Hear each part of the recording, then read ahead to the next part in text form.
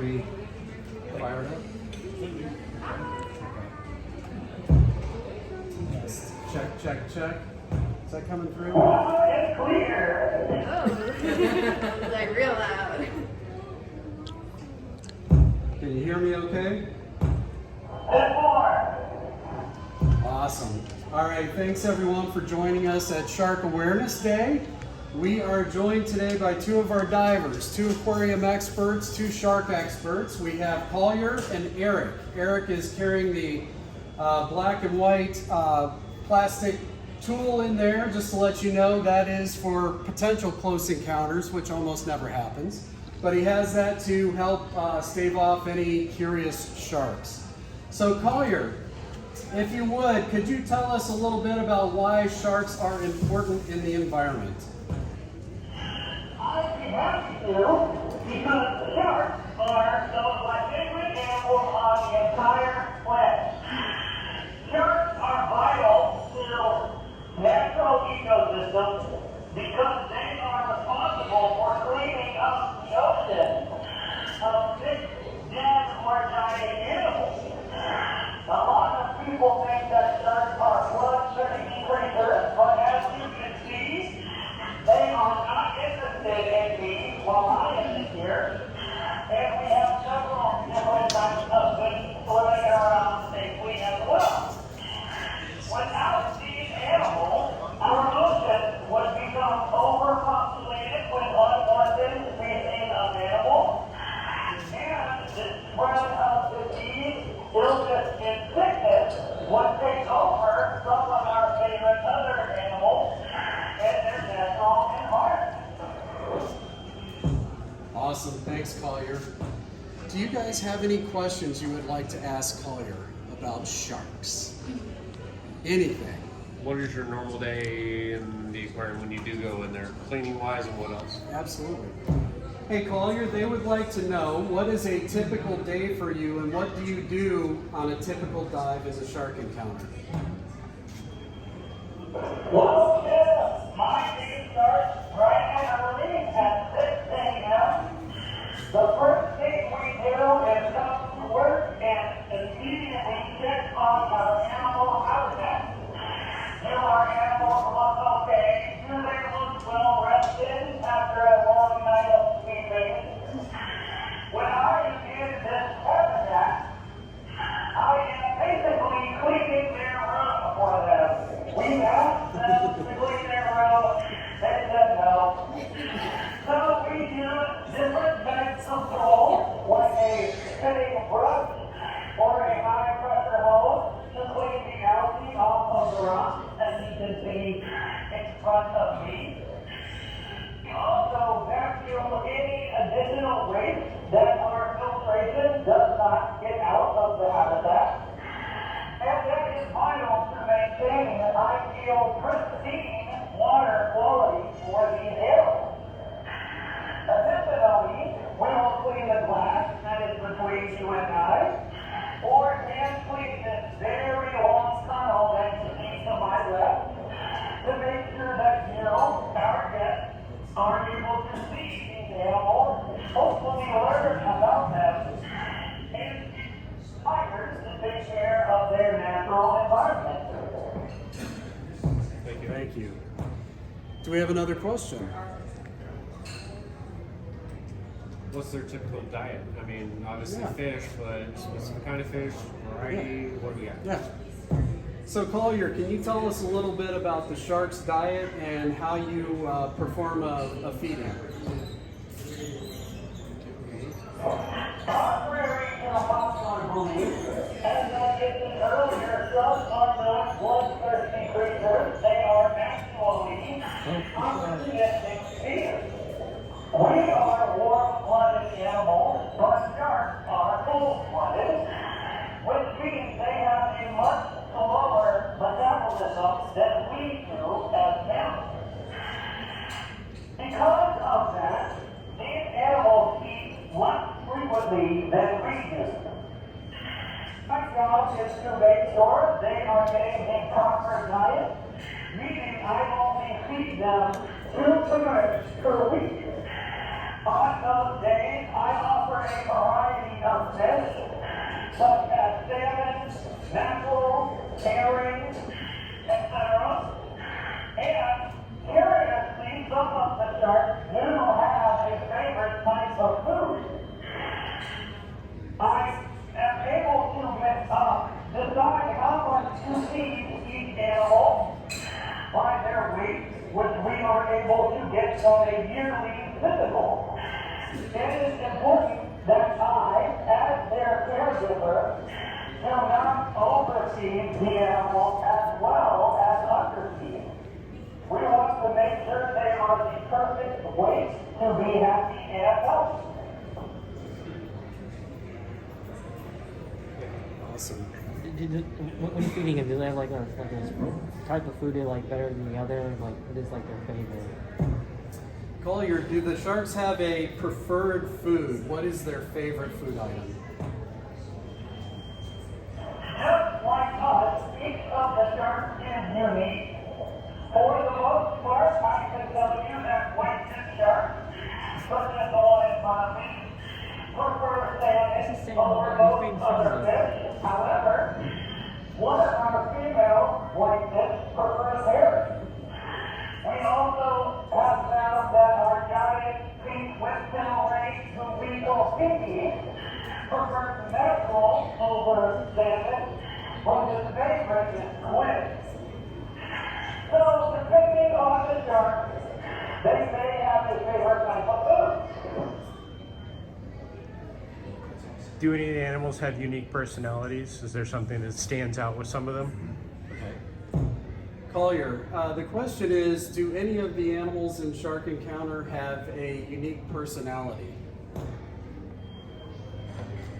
That is one of my favorite topics to talk about. I could go on for a long time. If you spend as much time with these animals as myself or Aaron, you will start to see the nuance of personality. We have, for instance, one of our female whitefish that loves to sit in my bubbles as I exhale.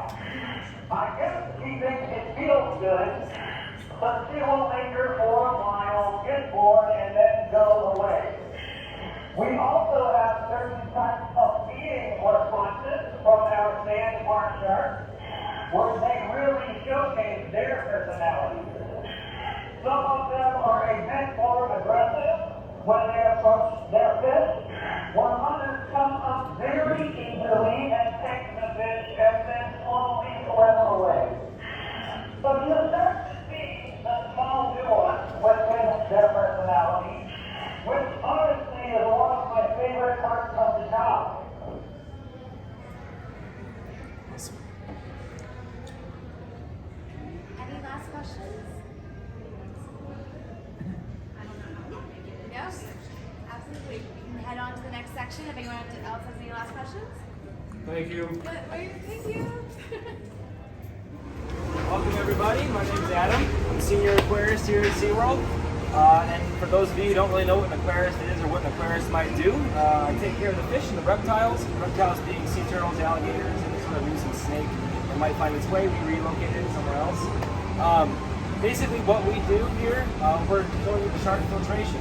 Now the shark filtration, as the last group pointed out to me when I asked them how many gallons do you think it is, it's printed right there, like that. So it's 700,000 gallons total. That includes the tank and the filtration. The tank itself is 660,000 gallons, as shown by that diagram up there. Now, it takes a lot of power to move water in this tank. They want to make sure to move water pretty quickly in this tank because good flow in your aquariums promotes really good gas exchange, and it makes sure that your dissolved oxygen in the tank doesn't get too low, and it helps your animals breathe, be stress-free, and things like that. So, when you think about like a pool, you think about typically a motor on your pool might be anywhere from about a 3/4 horsepower pump to maybe a 3 horsepower pump if you have a big one. Now, these pumps here behind me are each 20 horsepower, and we have 6 of them. So there's quite a bit more power behind it than your typical pool, but this isn't your typical pool. So how the water is filtered upstairs, so the tank is actually above us, believe it or not. And the water is filtered, basically, it goes through the drains, or what's called a skimmer, and then that pressure brings the water down, and the pumps pump it up through those green lines through the top of what's called a sand filter here. The sand filter is essentially filled with sand in the top half and pea gravel in the lower half. That pea gravel prevents any sand from getting pushed down from the force of the pumps. Now, it goes down to these blue lines, and it can go a variety of places after the blue lines. So basically, it can go right back to the tank, or it could go to what we call a nitrate digester. Nitrate digester it kind of looks like one of these, just a little bit smaller, but it's full of sulfur. That sulfur helps promote good bacteria, good anaerobic bacteria growth that will help reduce your nitrates. Now, if you've ever had a fish tank, you know nitrates can be a really big problem, and nitrates form when there's a lot of waste in the water. So really, that nitrate digester does serve a really good purpose here, and actually keeps our nitrates really low, which is very good. Now, in order to clean these filters, we actually have a whole water quality team that monitors these.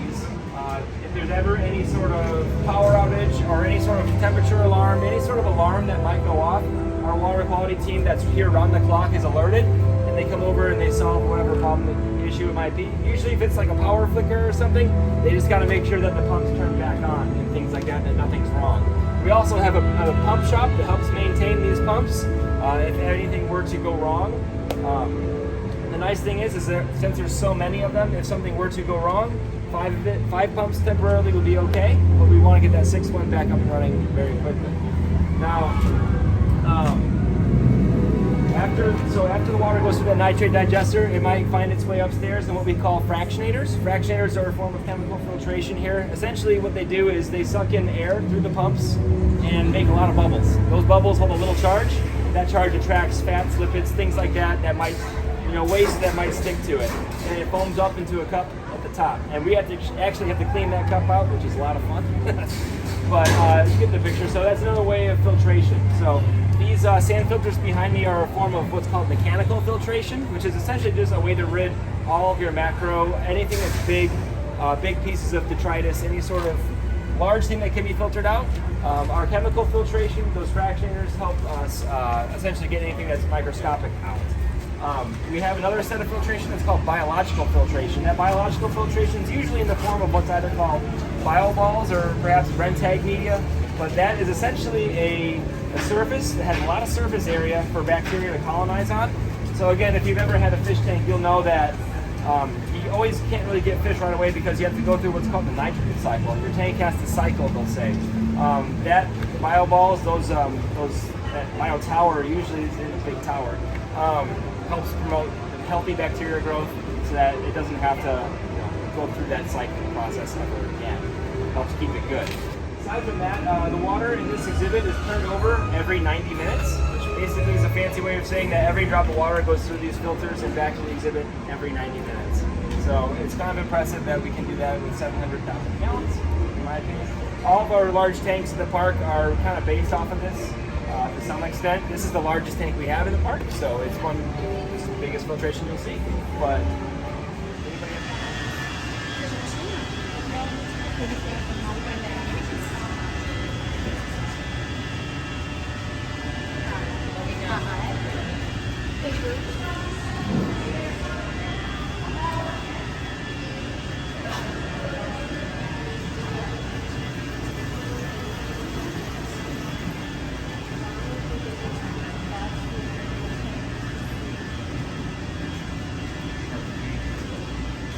Alrighty, good afternoon everyone. Welcome to Shark Encounter here at SeaWorld Orlando. My name is Ryan. I'm one of the aquarists that works here in the building taking care of these amazing animals. Our main shark exhibit is 700,000 gallons and it has a depth of about 15 feet. Now in here we have a large variety of animals. We have 5 different species of sharks, including our sand tiger sharks, but you're going to see one swimming right towards you guys. It's a brown looking shark. He's swimming a little slow. Be nice, don't make fun of his pace, he's a little older. We've had most of our sand tiger sharks since the 1890s. I was born in 1999. They have been here way before me, and I won't say way after me, but anything is possible. They have found sharks that are up to 250 years old, so who knows? We also have a couple of sandbar sharks. There's 2 great ones swimming away from you guys right there. We have a handful of those guys, some of whom have been rehomed to us from other aquariums. That's not necessarily a bad thing. Sometimes they just come to us because their home aquarium is remodeling exhibits, maybe they're maybe the shark was outgrown their previous exhibit, but sometimes there's no one saying, wait, you guys want to sandbar sharks? Okay, so we'll go ahead and pick them up and bring them here, give them a nice home. We also have another gray colored shark. They're called white-tip reef sharks. And as much as I'd love to show them off, they all want to nap right here in the sand. We have one swimming around, she's itching her back on the sand. Most of them are right over here. That's the Indo-Pacific species of shark compared to all the other ones that are in here. They're one of my favorites. They're very curious animals. When we're in here diving, they like to play in our bubbles that we exhale. If we're moving sand, we use it back and moving back. They think it's like confetti, so they want to come play in the sand. That being said, as birds, it's not pet them and tell them that is still a shark with teeth in their mouth, and we know better than to mess with them. We also have a couple of nurse sharks in here. Most of them are laying in the sand right over there. It's kind of funny. The nurse sharks like to sleep there, and the white tips like to sleep over here. They're very commonly found here in Florida. We have a couple of them. One of my favorite backstories for sharks is we have nurse shark male number 2. He came to us from a pet store because someone bought a pet shark, realized they shouldn't have a pet shark, and then went to a tropical fish store and said, hey, no thanks. And so we got a call saying, hey, someone left a nurse shark here. He was obviously quite small at that point, but we happily took him in and he's doing great. That just happens to be one of my favorite backstories about our sharks. We have one male zebra shark in here. His name is Darwin. He came from Discovery Cove in the early 2000s. Other animals in here that I'm really passionate about, we have 2 small-toothed sawfish. As you can see, the female is the one that's swimming towards you guys, and the male is somewhere over there. I just saw him swimming that way.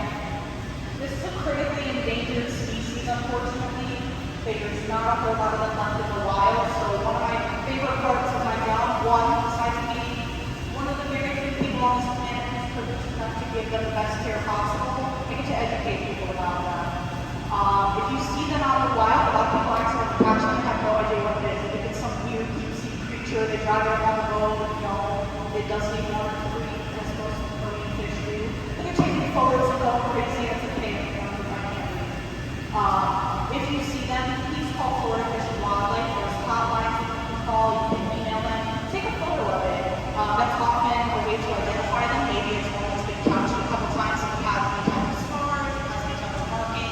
And it also helps Florida Fish and Wildlife estimate population numbers. We have been getting a lot more sightings reported. Whether that's because the populations are going up or because people just realize what the animal is and is reporting it more often, it's kind of hard to tell, but I have my fingers crossed. I don't want to think that this would be the last place you could ever find 2 small-toothed sawfish. Female came to us in the early 90s, and the male came to us in the late 80s. So we have had them for quite a while. They have continued to grow. The female just had a physical a couple months ago, and she weighed in at a little over 400 pounds, and she is 12 feet long. So she's a big girl. There she is again, swimming around. The male is due for a physical a little bit later this year, so unfortunately I don't have an exact length and weight for him that would be accurate at this moment. But he is a little bit smaller than she is, and that's not uncommon in the last line of species. Does anyone have any questions right now about our sharks before I continue? Alrighty. How do we feed them? Well, we don't feed them with water because we don't want them to associate us with tasty food. I'm not food, fish is food. Instead, we feed them from up here, and every single species of shark has their own feeding station. So our sawfish will not come up along the wall to eat. They eat from that med pool that's back there where we do a lot of our animal physicals. Not only is that reinforcement for them, with them being critically endangered, we do like to check up on them quite often. It's positive reinforcement to get them in there and used in that area, and they also eat off the bottom. They don't really take food from the tongs that we have. If we were to just chuck food out here for them, 1, they're probably not going to get to it immediately. It does take time for the food to sink. And 2, almost anything else that lives in here will try to get to it before the sawfish can. So that's why they eat in there. Other than them, the nurse sharks eat from this short ledge over here. These sand tigers are supposed to eat from over here, and oftentimes they do really good eating over here because of their age and how, look at him, he's living his best life. He's like, that's a retired shark, all right? He's living his best life, he's in retirement. If he doesn't come over for a little while and we're getting close to calling our feed for the day, we'll go ahead and we'll get our steps in and walk around the exhibit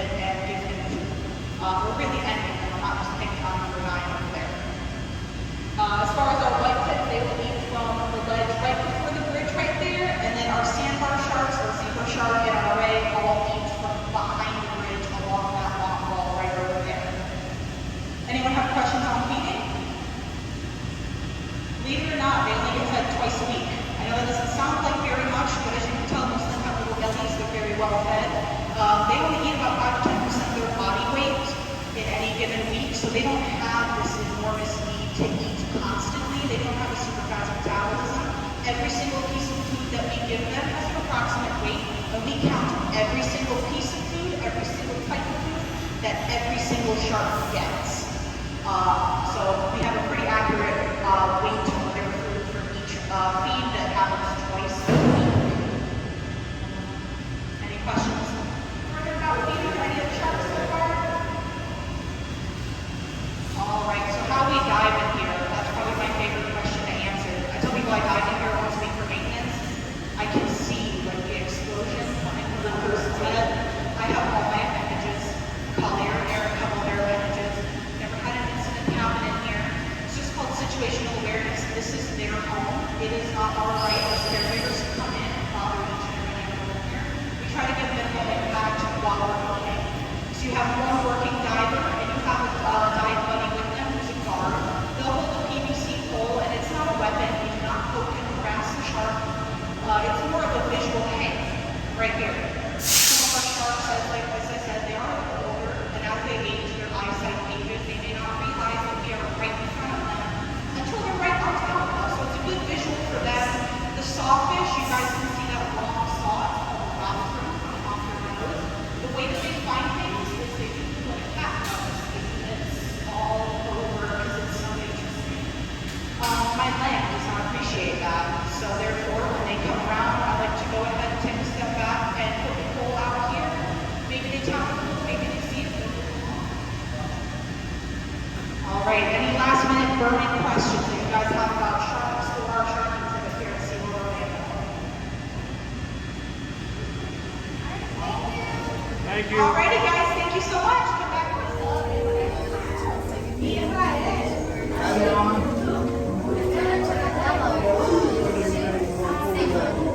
There's our female small tooth sawfish I was telling you about. She's the endangered species, so it's really cool to have her here for education, as well as awareness to your species.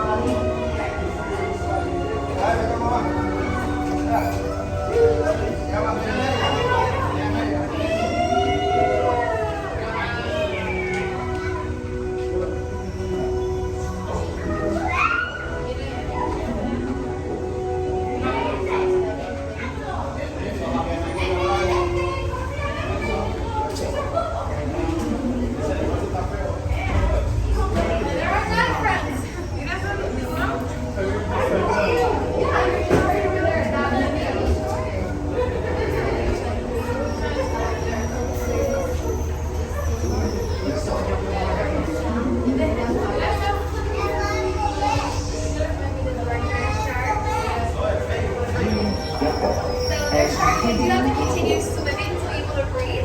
But what's really